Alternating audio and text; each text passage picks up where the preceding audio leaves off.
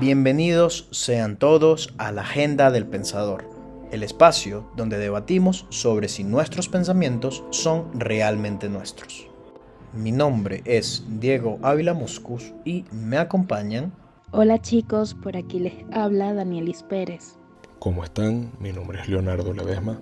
Hola, ¿cómo están? Un saludo a todos los que escuchan.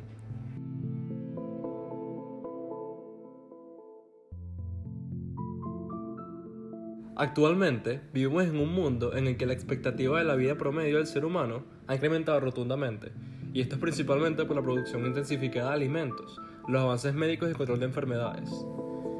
Y todo esto ha permitido una cosa, y es que la sociedad evolucione a la sociedad de masas. Así es, una sociedad con miles de miembros y que difícilmente se agrupa en los extremos polares de un mismo eje. Ya no se trata de blancos o negros, sino de una infinidad de matices de gris que representan distintos colectivos, minorías étnicas, la comunidad LGBTQ, los grupos religiosos, el proletariado, etc. Esta sociedad de masas, con sus diversos grupos, tiene la necesidad de consumir productos informativos que le permiten mantenerse al tanto de lo que ocurre dentro de sí misma. Y gracias a la tecnología es que se ha facilitado la producción de estos productos informativos, así como el acceso a ellos. Claro, y es que esto ha traído un nuevo problema, la infoxicación, un exceso de información disponible sobre un tema que dificulta su comprensión o ayuda a enmascarar diversos asuntos, especialmente desde el surgimiento de las redes sociales y la facilidad que otorgan al compartir información.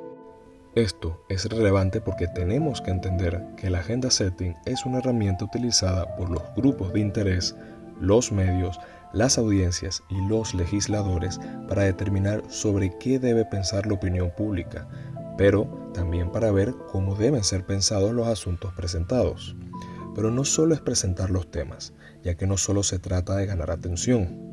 El agenda setting también debe captar interés, y esto se logra mediante la instrumentalización positiva o negativa de los hechos, la amenaza que estos representan o el sentimiento de justicia y comunidad que aportan. Otro asunto importante es entender que la agenda setting se maneja bajo una modalidad de suma cero, es decir, no se puede impulsar una agenda mientras se promueve una antagónica a la primera. Para ilustrar esto, veamos un ejemplo.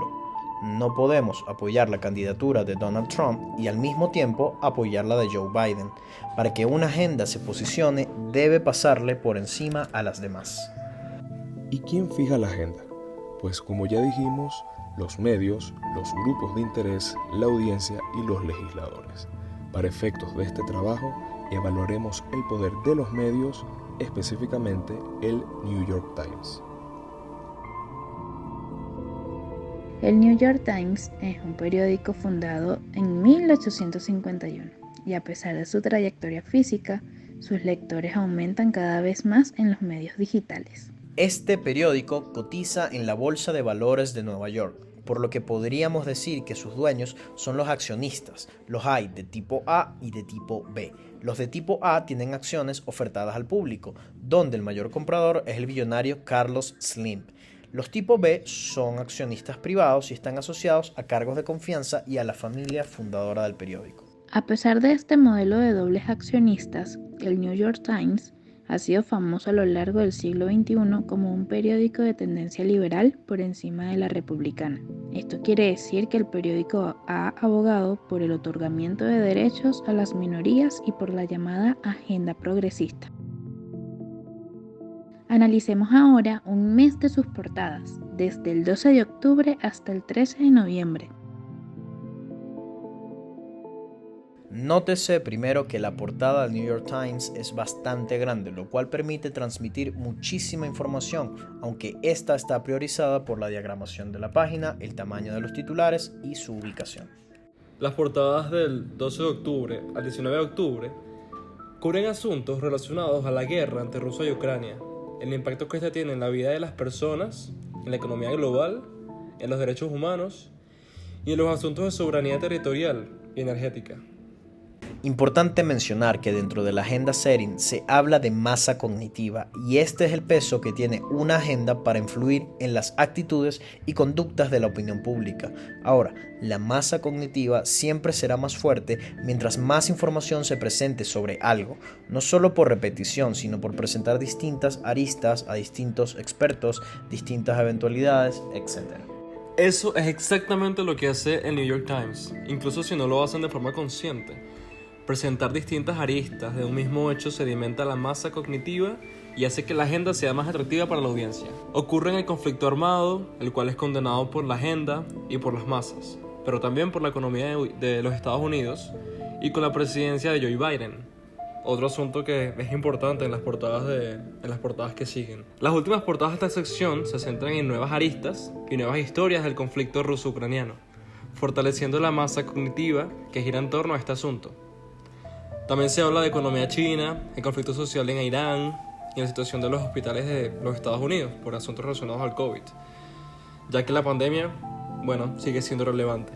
En las portadas comprendidas entre el 20 y el 27 de octubre vemos cómo el New York Times sigue dándole mayor relevancia a las noticias relacionadas al conflicto ruso-ucraniano. Se muestra el daño colateral por la artillería rusa, se muestra el trato cruel a prisioneros de guerra, se habla de tortura, de los daños a la red energética y otros daños infraestructurales, siempre mostrando la versión ucraniana.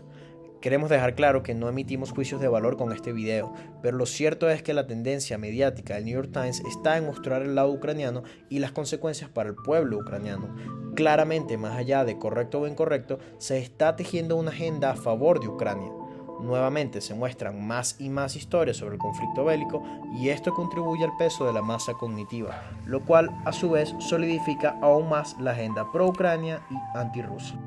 Otros asuntos relevantes en estas portadas son el creciente poder económico de China, principal adversario geopolítico de Estados Unidos. Aquí vemos cómo, incluso si se quiere reportar de manera objetiva e imparcial, la potencial amenaza que representa China para el liderazgo estadounidense posiciona a esta agenda anti-China como de gran interés para la opinión pública. También observamos la cobertura de las elecciones de medio término del sistema estadounidense y vemos cómo el periódico hace alusión a través de sus titulares y artículos al fenómeno de la polarización política del electorado. Nuevamente, incluso si no es su intención, la cobertura que se hace de estos hechos y su relevancia dentro de la opinión pública ayudan a consolidar todavía más estas narrativas y creencias, dificultando los cambios de actitudes y de comportamientos. Otro asunto relevante, por sus implicaciones y espontaneidad, fue la renuncia de la primera ministra del Reino Unido, Elizabeth Truss, y el ascenso al poder de Rishi Sunak, primer ministro no blanco del Reino Unido, de ascendencia india y de religión hindú. Naturalmente, este hecho es noticia por sí mismo, pero su relevancia en el panorama actual radica en que impulsa una agenda progresista y de inclusión étnica por las características del nuevo primer ministro.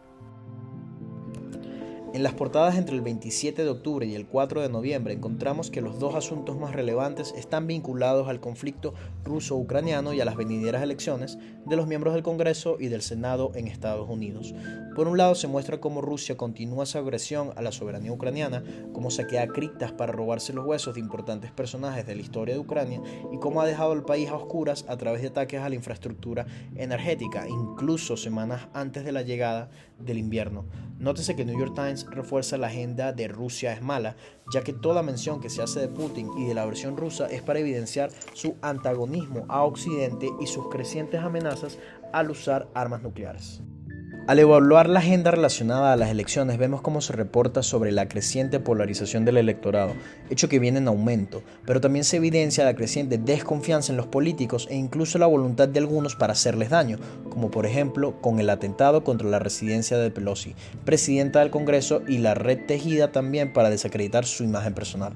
También se hace mención a la influencia que tienen las redes sociales en los resultados electorales y cómo éstas se llenan de información falsa que perjudica a los demócratas.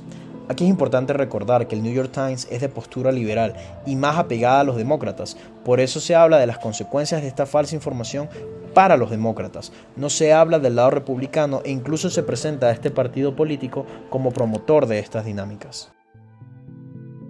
También encontramos reportajes relacionados a eventos puntuales e inesperados, como la estampida en Corea del Sur por un festival post-pandemia, el colapso de un puente en la India y la firma de una tregua en Etiopía. Resultan principalmente relevantes las crecientes noticias de inestabilidad política, tales como Brasil rechaza a Bolsonaro y clama por Lula. Bolsonaro dice que no perdió las elecciones, pero decide entregar el poder. Netanyahu regresa a Israel a pesar de haber sido excluido del gobierno de coalición. Sunak tiene conflictos de intereses para gobernar al Reino Unido. Todas estas noticias promueven una agenda, incluso si es de forma inconsciente, de que alrededor del mundo la polarización se hace la norma y que la democracia parece cada vez más frágil por no ser capaz de arropar a toda una nación bajo un mismo paraguas. En las portadas del 5 al 12 de noviembre, observamos cómo el conflicto ruso-ucraniano sigue siendo relevante.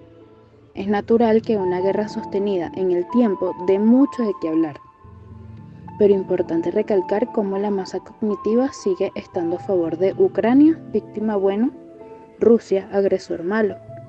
Una vez más, insistimos, no emitimos juicios de valor, solo analizamos el papel de la cobertura mediática en la agenda setting.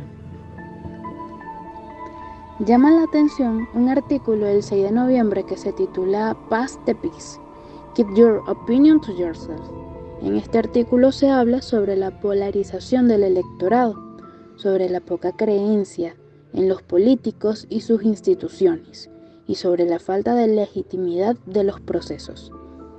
Aquí se informa sobre una realidad estadounidense, pero también se potencia, incluso si es de forma inintencionada, la creencia de que la democracia está en declive y de que es momento de reestructurar el sistema para que cada persona tenga cuotas de poder mayores y el Estado no sea del todo plenipotenciario. Nótese que este es uno de los temas de mayor interés global. ¿Cómo gobernamos si ya no creemos en la democracia? Eso ha sido todo por hoy en la Agenda del Pensador. Gracias por acompañarnos. Un placer compartir nuestros pensamientos con ustedes, pero siempre pregúntense qué piensan y por qué lo piensan. Hasta la próxima. Chao. Chao.